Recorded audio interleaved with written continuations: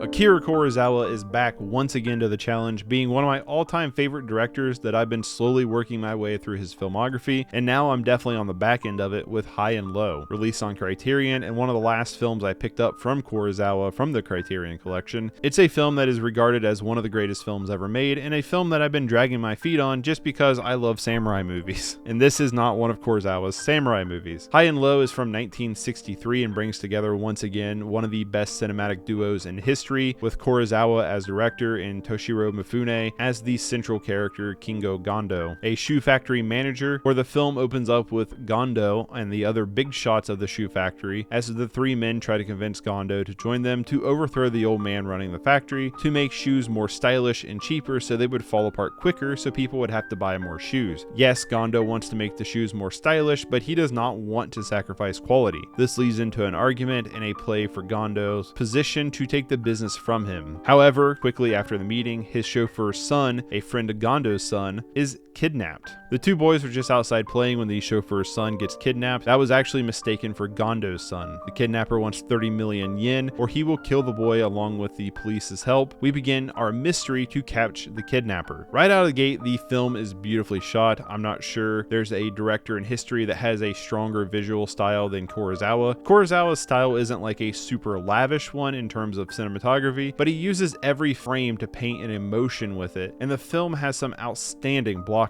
Like during the scene where Gondo and his chauffeur Aoki are talking about paying the ransom, and Gondo doesn't want to, visually turning his back to him, the detectives, and the audience. Kurosawa's filmography is littered with moments like this, and High and Low really personifies this. There's countless moments, without spoiling the film, through its runtime of doing things like this that really amplify the narrative and the emotion of the scenes. Also, just as a quick visual side note, I love the moment to use a sparse color of pink during one of the scenes in the otherwise black and white film. Toshiro Mifune is one of my favorite actors, and he's terrific here, even if he doesn't get a lot of screen time, surprisingly. Most of the middle to back end of the film follows the police trying to catch the kidnappers and uncover why, to which the film does an amazing job at subverting your expectations, and is honestly one that kept me guessing until the very end. This is how you build a mystery. You can't see the ending coming at all, which made the film so engaging, constantly hooking you with more and more detail as the plot quickly paces along. Speaking of pacing, this film has amazing pacing for a film that is almost 2.5 hours long. It felt much more like an hour and a half as it just blows by. I think my biggest hang up currently is whether or not the film would hold up as strong on a second viewing. Films like this, I personally have a hard time rating because, yes, I was really invested in the film. However, I'm not sure how invested I would be on a second viewing because what pulls me into this film so much was the mystery. There's been other films that I was really hooked into the film for its mystery, but on a rewatch, I wasn't as connected with the film since I already knew what the mystery was going into it. That could easily be the case here with High and Low. How effective could the film be on a second viewing with already knowing what happens? I'm not sure. It's a film that I definitely want to rewatch to see how it holds up on a second viewing, and it's a film that could potentially go up or down on that second viewing. But for now, I'm going to give this one an 8.5 out of 10. I strongly recommend checking this one out, especially if you're looking to get into Kurosawa, and it's available on Max if you want to stream it, and I will see y'all later. 8.5 out of 10. Bye.